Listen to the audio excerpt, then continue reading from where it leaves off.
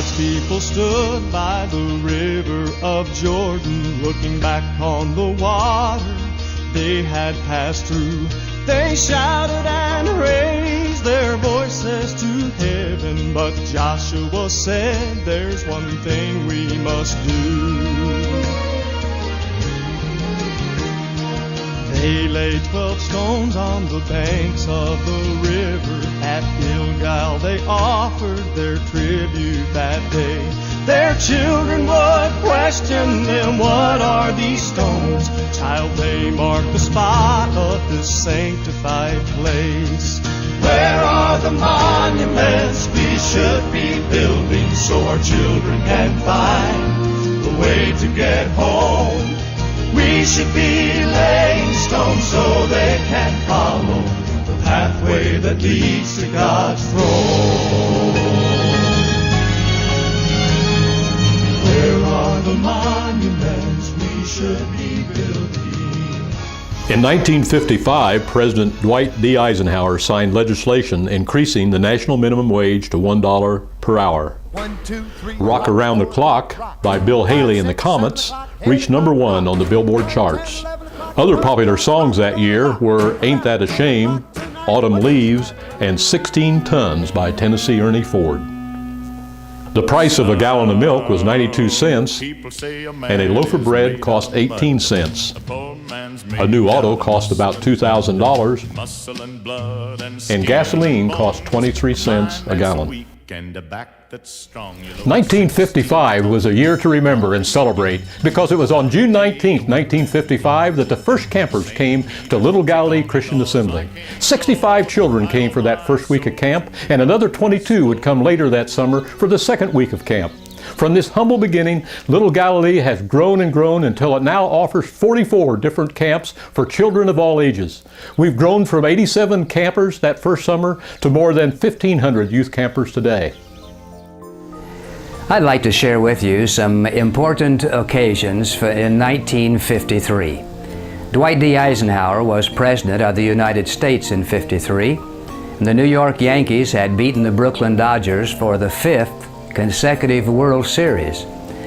And also, the United States government and the Agriculture Department had established standards which allowed Swiss cheese to be made with smaller holes.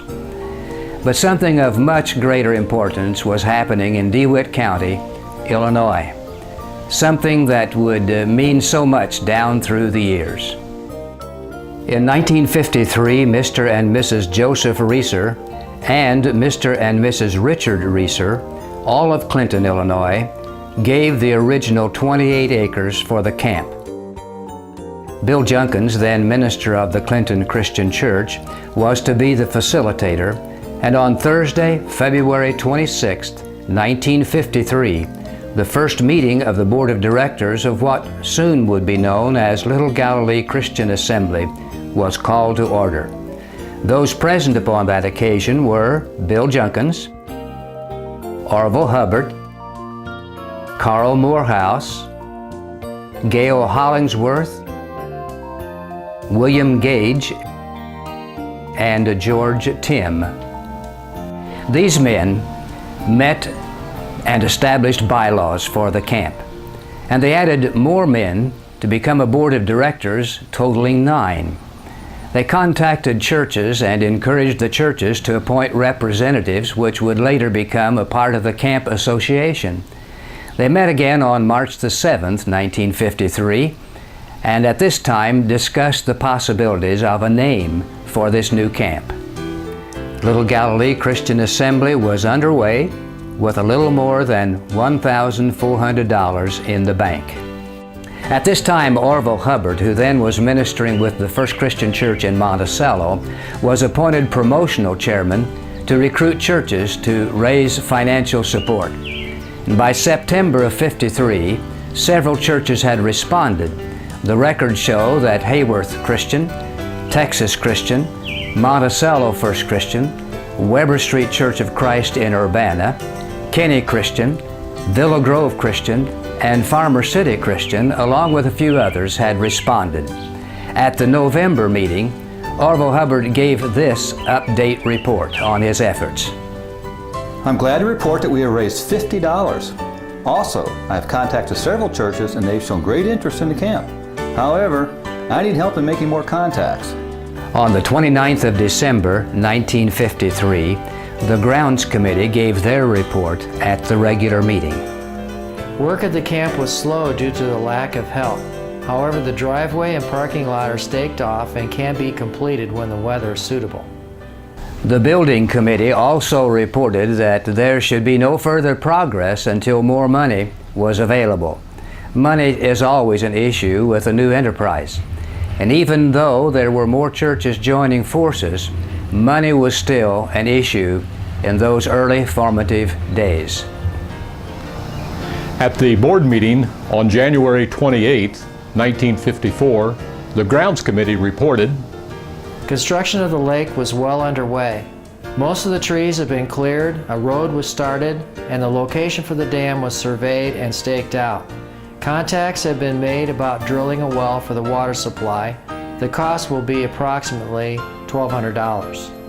a motion was made and seconded that the Grounds Committee proceed with the drilling of the well. The Building Committee presented plans for the dining hall. It was to have a concrete floor with block walls, steel trusses, and a roof of corrugated metal with overall dimensions of 60 by 48 feet. 3 more churches joined the Camp Association: Hallsville Christian Church, Fisher Christian Church, and the First Christian Church of Champaign. The Grounds Committee is pleased to report that the road around the camp and the parking lot are finished. Also, the ground for the Vesper area is shaped. However, very little more can be done until the weather permits. As of today, April 30th, the dam is in the process of being built with about 5 feet of water in the lake. The Wapella men are considering building the Vesper seating in the next month or so. We have also contacted various churches and asked them to be responsible for projects at the camp. I can remember whenever we first started the camp out here, clearing the lake property for the lake, and had to cut all of the trees and remove all of the stumps, and all of the brush had to be burned out. And Joe Reeser built the dam, and he started building the dam right after the trees were starting being cleared out. And he walked the dam every day as a bulldozer driver would push the dirt in, and Joe would take and clear out all of the roots and the brush, any limbs or anything, so there wouldn't be any debris in the dam that might cause it to leak. Bill Junkins really put this place on the map, and it's a Christian camping area. Bill said, well, why don't you go out as a teacher? And I said, oh, could I do that? And he said yes. And so I helped Joe Veach, was the dean that I first helped with. And my boys played out there on the hill with his boys, and so then I was a dorm mom and also a teacher. In the kitchen area, it was done a lot differently than it is now. We had to peel potatoes from from scratch. We didn't use instant potatoes, and we fried chickens. We cut them up, and they wouldn't even come to us cut up. We'd have to cut up the chickens and deep fry the chickens. And the women came over from different churches and volunteered and brought dessert. They always brought the desserts, and that went on for several years until they finally decided it was easier to hire kids from the colleges to come and help. June 11th, 1954, the treasurer reported a balance in the checking account of $2,975.67. The building committee reported that the foundation had been poured for the dining hall. At the August meeting, the building committee gave the following report. If we are to offer camp sessions in 1955, we need to start construction of 2 dormitories immediately. The size of the dormitories should be 32 feet by 60 feet and have a concrete floor. The walls shall be concrete block with wood rafters. Also, the Hayworth Christian Church has requested use of the campgrounds for a Sunday school picnic. The motion was made and carried that the construction of the dormitories was to start as soon as possible. The Board of Directors also set up a committee to investigate the curriculum, the camp needs, and faculty for next year's camp sessions. As of January 10th, 1955, the balance on hand is $3.05. However, all the bills are paid but one. We still owe $650 to Gibson's Hardware in Wapella. We are glad to report that so many bills were paid by the end of 1954. $1,265 was raised over the period of 3 weeks at the end of December. This was how we are able to pay off all the bills. We hope to have the $650 bill paid off by the next meeting. Also, the Grounds Committee has requested approximately $300 to upgrade the electrical wiring for the camp. Just 1 week later, on January 17th, 1955, all the bills were paid. The checkbook registered $191.84. It was further reported, as for the curriculum, we suggest 2 weeks of camp for this year, a high school week June 12th through 18th, and an intermediate week June 19th through 25th. The committee suggests the tuition for each week of camp be $11 to be paid by a $1 pre-registration fee and the balance due on arrival at camp. it was so motioned and seconded that the program outline be adopted. However, the week of high school camp was moved to June 26th through July 2nd. Just 5 days before camp was scheduled to start, the Board of Directors met to discuss tuition fees. I feel that the tuition fee of $11 should be prorated to $5. And if it is, in the opinion of any minister of an associated church, that any potential camper in his congregation is earnest in his desire to attend camp, and he is unable financially to do so, that the tuition fee should be waived. On Sunday, June 19, 1955, Orville Hubbard, the camp's very first dean, rang the small camp bell and summoned 65 junior high young people to its opening session. A missionary offering of $18.01 was collected during this first week. 22 high schoolers attended the second week of camp and collected $29.76 for their missionary offering. The total attendance for the first year of camp was 87 campers. The churches sending campers to camp were Hayworth, Farmer City, Clinton, Assumption, Leroy, Monticello, DeLand, Texas Christian, Saybrook, Putman, Hallsville, Champaign, Urbana, Wapella, Lane, Tuscola, and Villa Grove. As I remember the first years at camp, I didn't really know what to expect. I've never been to a camp before, but there was no swimming pool, I know that. The dorm, the boys' dorm, is what is now I think the girls' dorm number 2, was not finished. There was no windows or doors in it, so the mosquitoes got to sleep inside with us. I believe there was electricity over there, but there was no inside plumbing. And to take a shower, we had to come over to the dining hall. Needless to say, we probably didn't take too many showers. The bathroom facilities were a little house out back, just like it used to be back in the 30s, as I remember, and this was kind of a new experience for me since I'd never experienced that before. We had a lot of fun.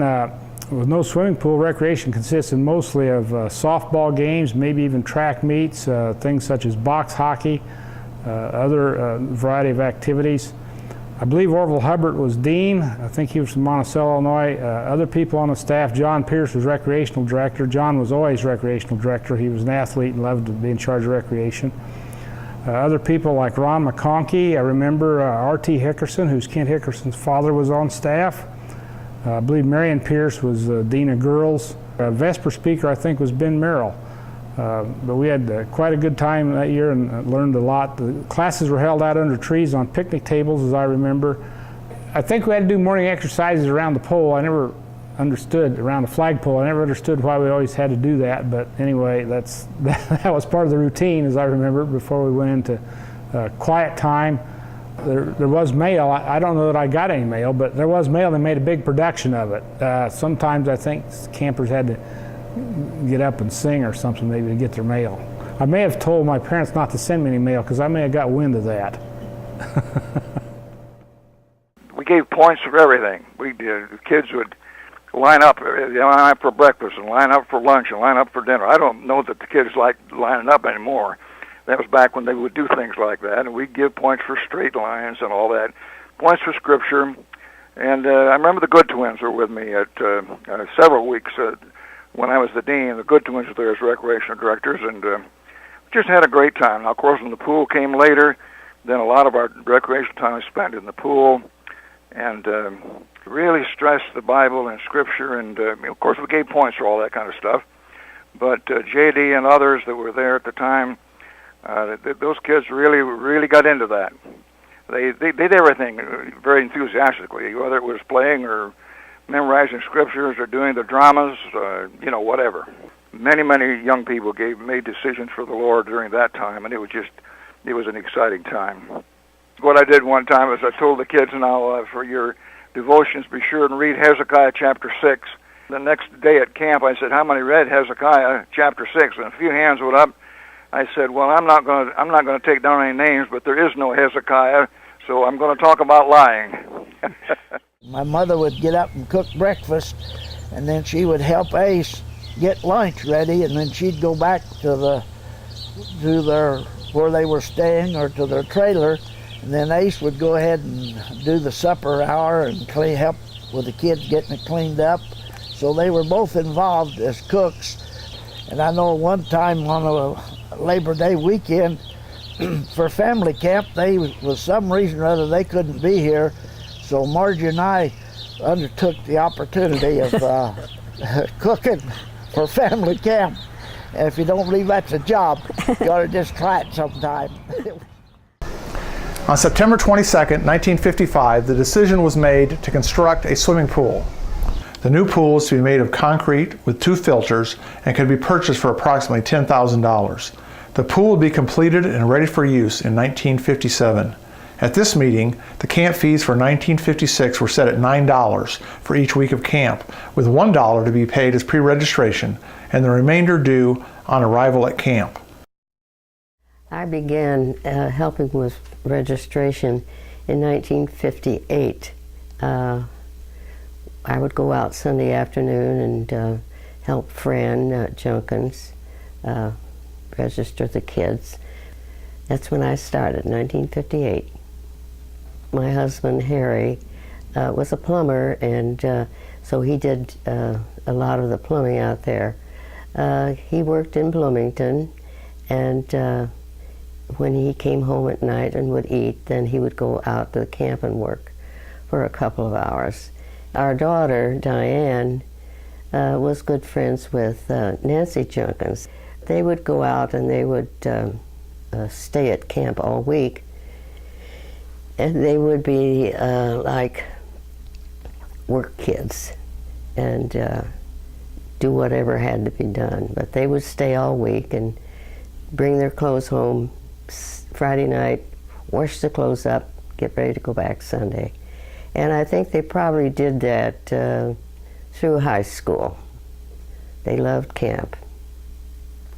Well, I worked, of course, with Bill Junkins and then and Fran, and then Jim Summy and Chuck Bartlett, and then Gene Johnson came in 1973, I believe.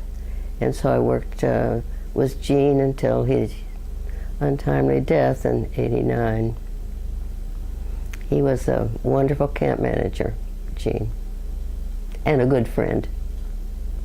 And then, of course, after Gene died, Blair Wagner came in, I think about 1990. And then he left, and Ken has been there since maybe 1999. I think this is about Ken's 5th or 6th year. And he's a good camp manager, too. They all were. They all were very nice to work with. Genevieve is still our camp registrar today. Little Galilee has always run a camp that kept the purpose in mind and kept their their goals and what they wanted to accomplish. And the kids had a lot of fun, but the fun was always concerned about helping the kids come closer to the Lord and helping them realize that a Christian can enjoy life and enjoy being a Christian. And I just think that Little Galilee Christian Assembly is just really a great thing for the kingdom. Reviewing the development of Little Galilee from the very earliest days has been exciting. However, when we reflect on the lives of the youth that have entered the gates here at Little Galilee since the beginning of her ministry, we can't help celebrating. We indeed rejoice over the leadership that has risen from these campers. Preachers, youth workers, missionaries, elders, and other workers in our churches here and throughout the world are a testament to the ministry of Little Galilee Christian Assembly. God's people stood by the river of Jordan, looking back on the water they had passed through. They shouted and raised their voices to heaven, but Joshua said, "There's one thing we must do." They laid 12 stones on the banks of the river. At Gilgal they offered their tribute that day. Their children would question them, "What are these stones?" "Child, they mark the spot of this sanctified place. Where are the monuments we should be building so our children can find the way to get home?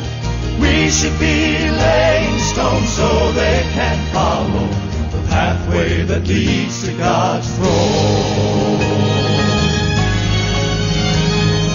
Where are the monuments we should be building? Mothers and fathers of this generation, there's hope for your family. Keep this in mind. Don't move the landmarks set up for your children. They will find the way by what you've left behind. Where are the monuments we should be building so our children can find the way to get home? We should be laying stones so they can follow the pathway that leads to God's throne. Where are the monuments we should be building so our children can find the way to get home? We should be laying stones so they can follow the pathway that leads to God.